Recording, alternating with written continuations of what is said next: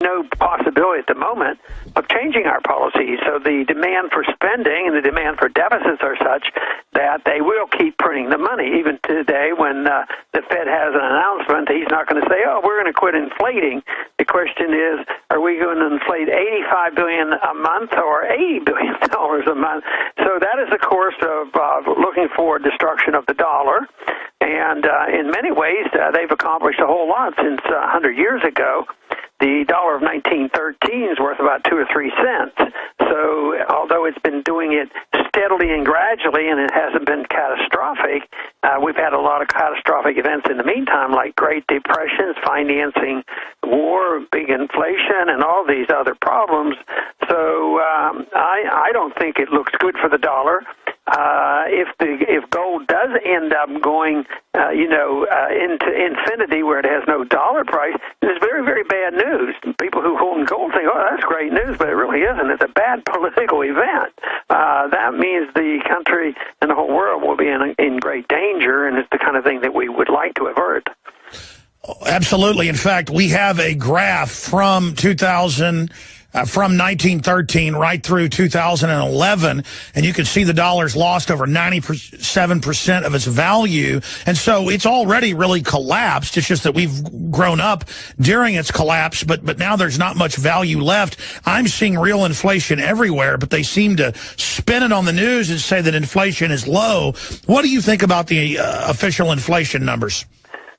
I don't believe them. Whether they say less than 2%, 1% inflation, but then if you go and look at certain things that are pretty important, like medical care costs right now are skyrocketing, and bond prices are in a bubble. So in the various categories, there's a tremendous amount of inflation. But this was another thing that came up yesterday on the show, is the definition of inflation. They generally say, "What's the CPI?" Well, the government gives us statistics. They alter it. They don't tell us the truth about the prices. And like housing prices are going up very rapidly now, but the CPI doesn't reflect that. So I think about the money supply. If the money supply is going up, you have a lot of inflation. Many times it will raise prices, but that is secondary to the biggest harm it does, because it makes interest rates lower than they should be, so everybody's getting false information. I think we're back into an inflationary bubble in housing right now, because lots of activity right now, because interest rates are way too low. They're not market. And therefore, you have this excessive debt accumulation, malinvestment, and for the most part, rising prices too. But if you look at only the CPI, people are very much misled. What you have to think about is the cost of living of the average person in the middle class. And, free market economics shows us that, if you destroy a currency, you do destroy the middle class. The freer the market is and the sounder the money, the larger the middle class. And we have been pretty good compared to so many other countries. We were always bragging about the largest, wealthiest middle class ever. But that's not the case anymore.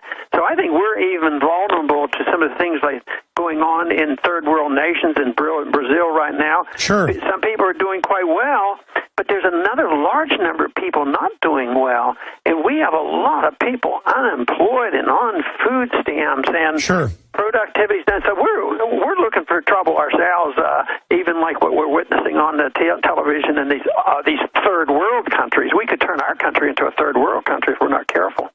Well, absolutely. If you look at the billions of bullets, the armored vehicles, the FBI director today admitting domestic drone operations, the government is preparing for war with the American people, and you see governments all over the world in this world inflationary spike moving to suppress their populations. Can you speak to why you think there's such a homeland security buildup against the American people, or do you? I do think they prepare. It's amazing how they look at these things differently.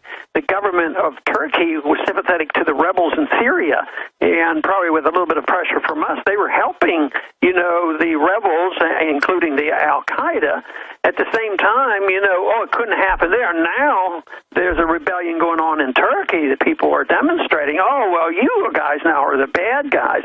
So think of many countries we have helped support the rebels, even though it's on again, off again. One time we're supporting a group, then we're against them. But we generally support all this overthrow. But what if there are demonstrations on our streets?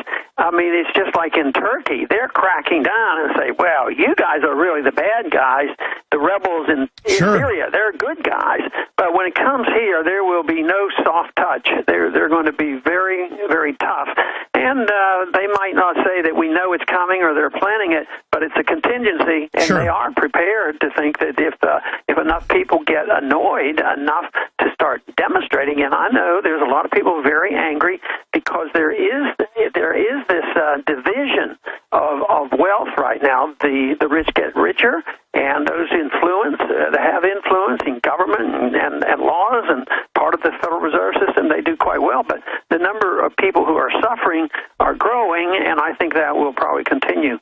Absolutely. It's the cronyism, the opposite of free market. And then the media, the dinosaur media, is trying to scapegoat the free market when we have the opposite of that. Since you raised this, your son, Senator Rand Paul, came out 2 weeks ago and said, why are we funding al-Qaeda in Syria? I said that 2 years ago because it was in the foreign press, and I was the conspiracy guy. Now it's all over the news that the main force, around 60% of them, are real al-Qaeda chanting, we're going to blow up America again. And, you know, my point is, when I say inside job, the media spins it. I mean, why does the military-industrial complex create al-Qaeda, create the Taliban, fund them? Now they're funding this group. And then when they attack us again, they'll take my rights, your grandchildren's rights away. I mean, how outrageous is this that the TSA wants to stick their hands down our pants, Dr. Paul, but then, meanwhile, our government's funding al-Qaeda? Well, they do it, and of course, there's a lot of money involved. The military-industrial complex is very much involved, but there's a lot of ignorance involved, too. The Al-Qaeda, you know, if they were serious about this, they'd ask the question, why do so many people want to attack us? They never ask that. They just say we have to have this global war on terrorism. It's forever, and what we have to do, we have to stop it. But how do they stop it? By taking away our freedoms. We send kids overseas to fight wars that are unconstitutional, to save our Constitution, and also to protect our freedoms. And here at home, they're doing exactly the opposite. But they never ask the question about why, and what's the incentive, what's the motive? And of course, the motive is quite a bit different than they pretend. The motive for them is always, well, there's just a bunch of bad guys out there, and they hate us, and we're rich and free, and they hate our freedom. And I don't buy into that. I think they're sick and tired of us being in their country, occupying their country, and overthrowing governments all the time. Sure. And switching allegiance, and they finally get tired of it, and that's why we end up with this mess. Congressman Ron Paul, former Congressman Dr. Paul, is our guest.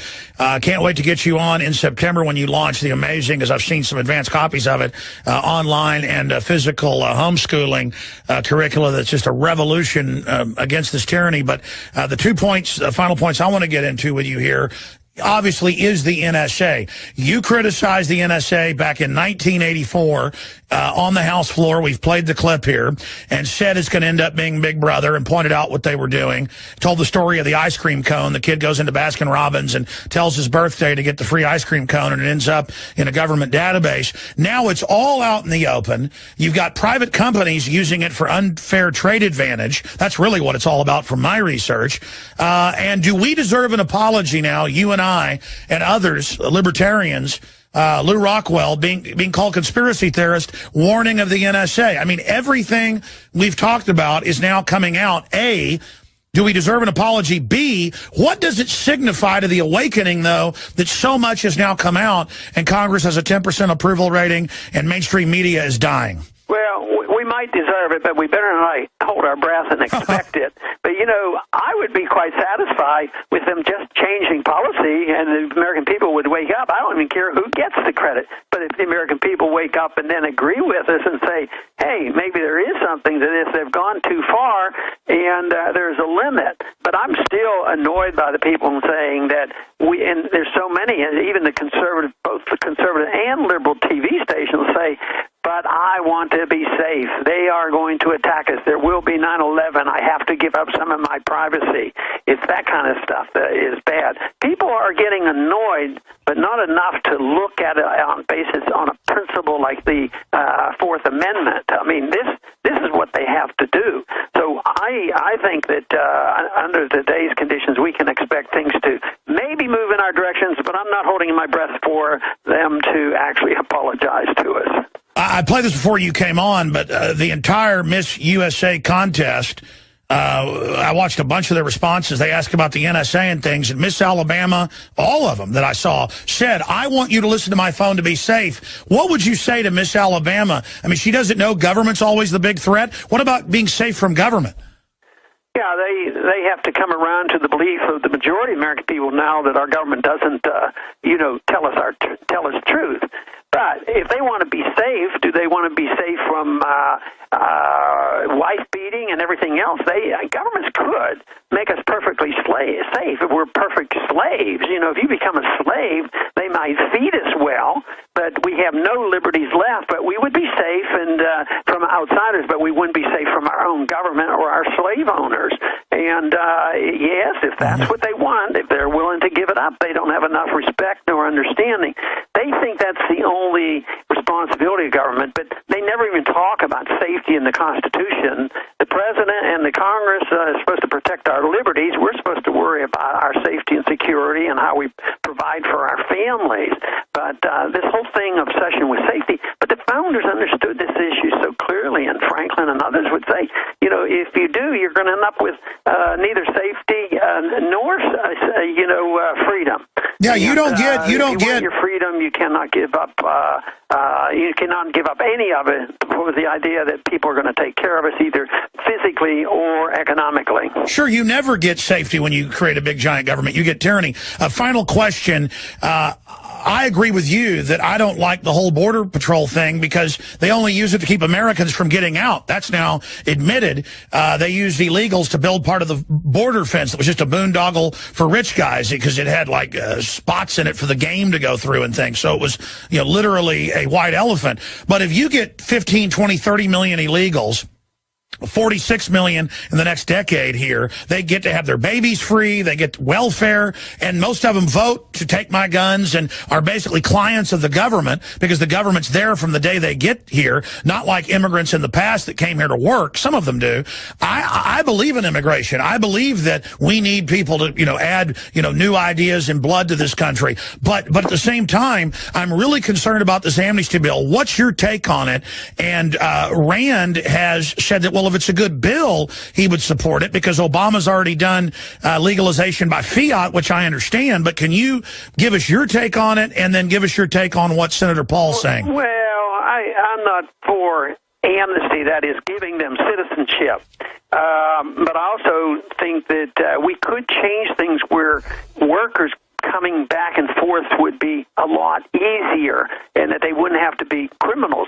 But there's two things. I don't think automatic citizenship or amnesty or birthright citizenship, but the big thing is no welfare. See, I don't want somebody to come in here illegally, be able to get free medical care and free education at the same time they have the right to vote. No, I don't want that. So I don't want the amnesty, but I also don't like the idea that we have barbed wire fences and we have machine guns and get so. So what do we do? What would you do? What's constitutional? Because there's all these reasonable reasons to do this, but when you look at the bill, it's like Obamacare. It's an open blank check. But the portion that I've been talking about the most and Campaign for Liberty's been talking about has been the national ID card. See, a lot of conservatives who want the illegals kept out are going along with this biometric national database. It'll be selectively enforced. Way too much, and it probably won't work.